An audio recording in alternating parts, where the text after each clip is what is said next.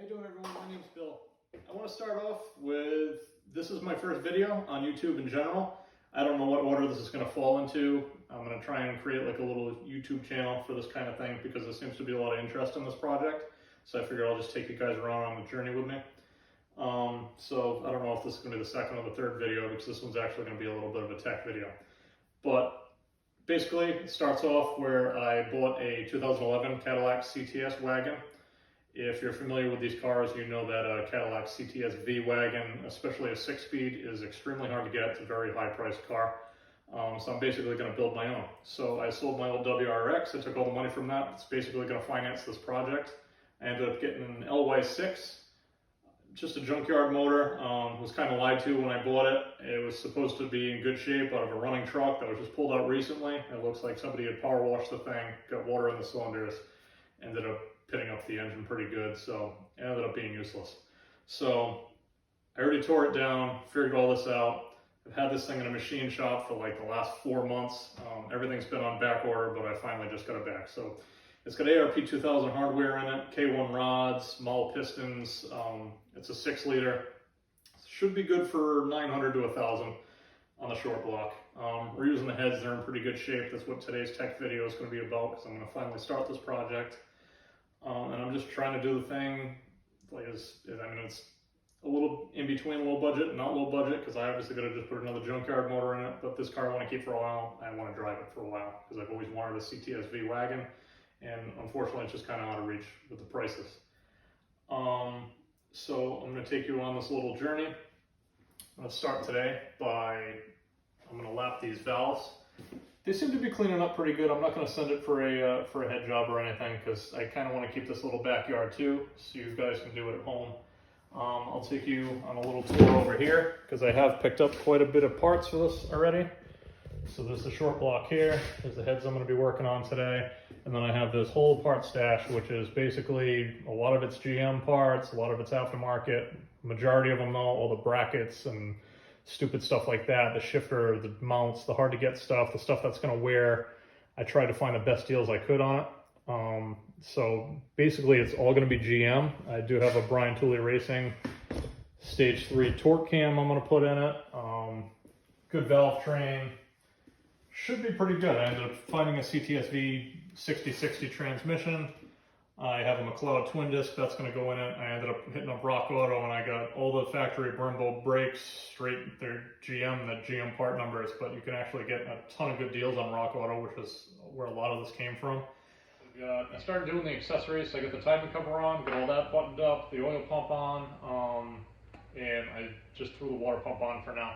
So what I'm going to be doing now is bolting all the accessories onto it.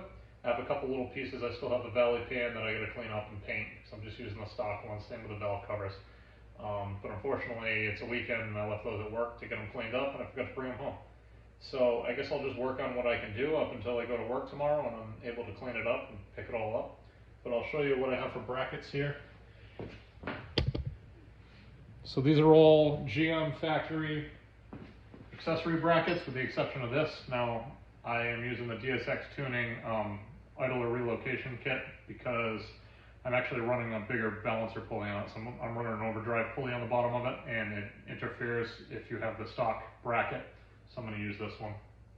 But they're all new GM parts. I hit up Rock Auto for a lot of it. A lot of it was, you know, just different GM dealerships online, just kind of, you know, finding the best prices and everything.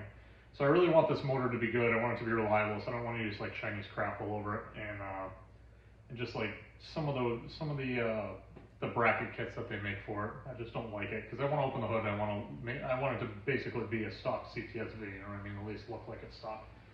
So I have all the tensioners, the idlers, all the hardware from GM. GM actually used to sell this as a complete kit, so you could buy all the accessories for a CTS-V or a ZL1 as a kit. It seems to be out of stock everywhere, so I want to say that they stopped making it that way. But the good thing is, if you look it up, they actually break down each part number you need individually, how many of them you need, and you can, it's kind of a pain in the ass, but you can look it up all individually, and you can kind of create that whole thing on your own.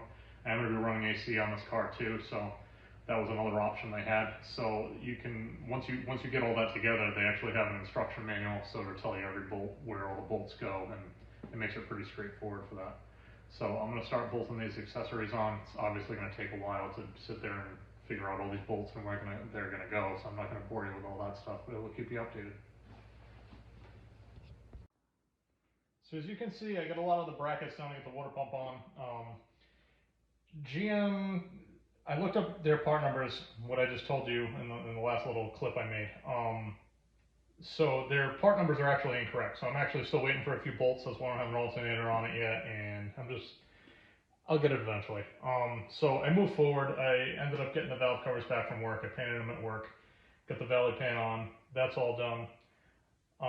Now, one thing I should mention on this. So when you don't have like a newer 6.2, I don't really know which ones they have, but the majority of these blocks do not have the bosses to mount this alternator bracket. So this one has a boss, but it's not drilled. So I'm going to actually have to drill this boss in the block and tap it for this bolt. This boss is missing completely where this bolt goes here.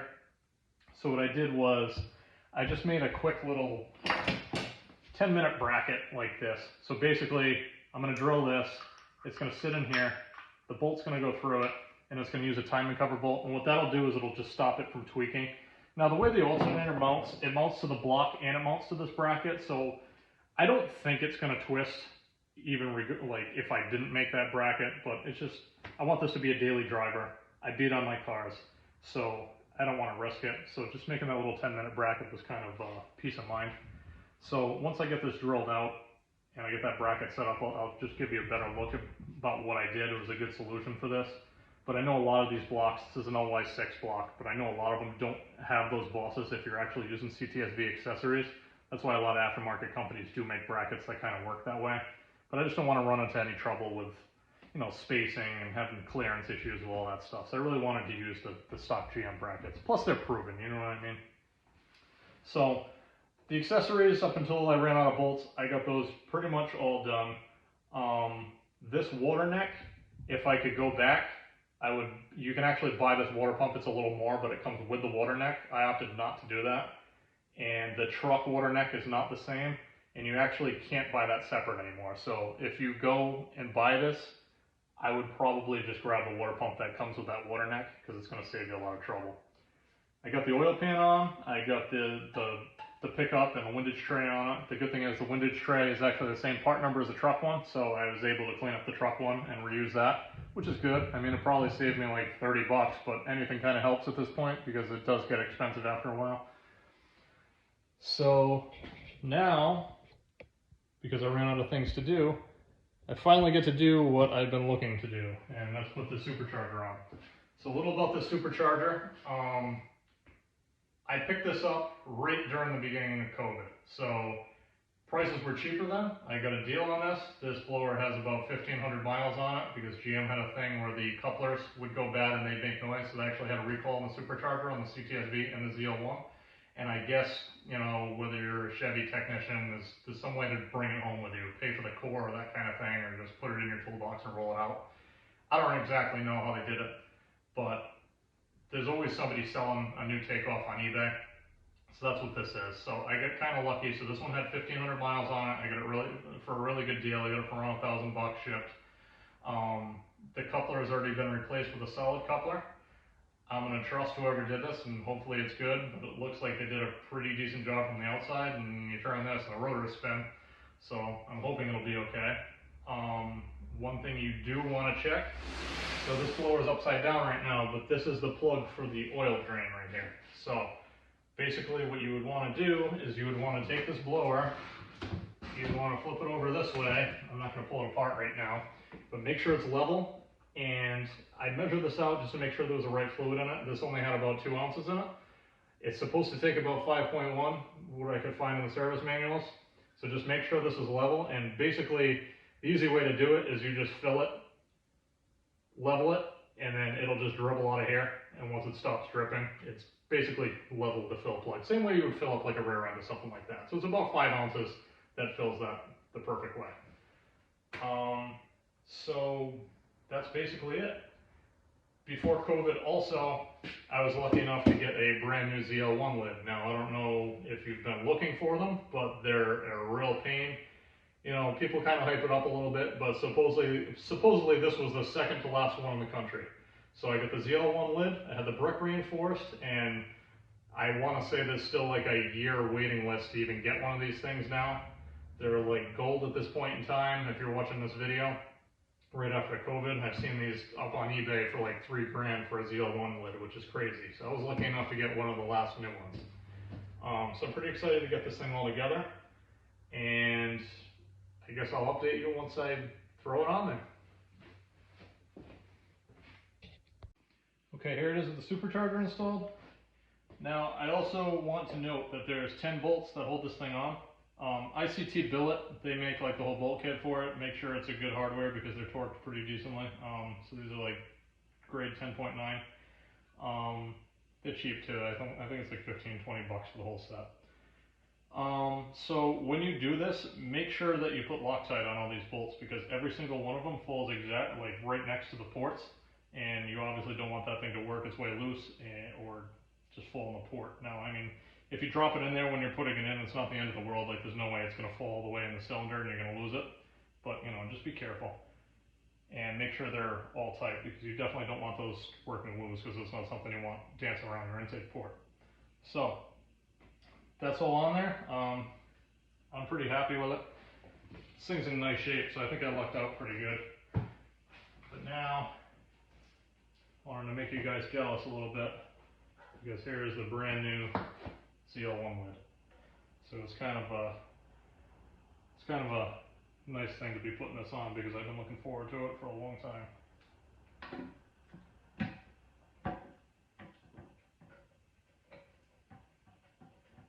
So there it is. Kind of just finishes off the whole thing. It looks good with the wrinkle finish valve covers. I tried to match this. So this is just that VHT stuff. It works pretty good. So it matches almost perfectly, and it's really nice to see this thing taking shape and almost ready to start pulling that car apart so I can drop this thing in finally. It's been a long road, but it's pretty cool having it here right now in front of me. I should mention that this is all extremely heavy. Like the iron block LSs are very heavy to begin with. They weigh almost as much as like a big block.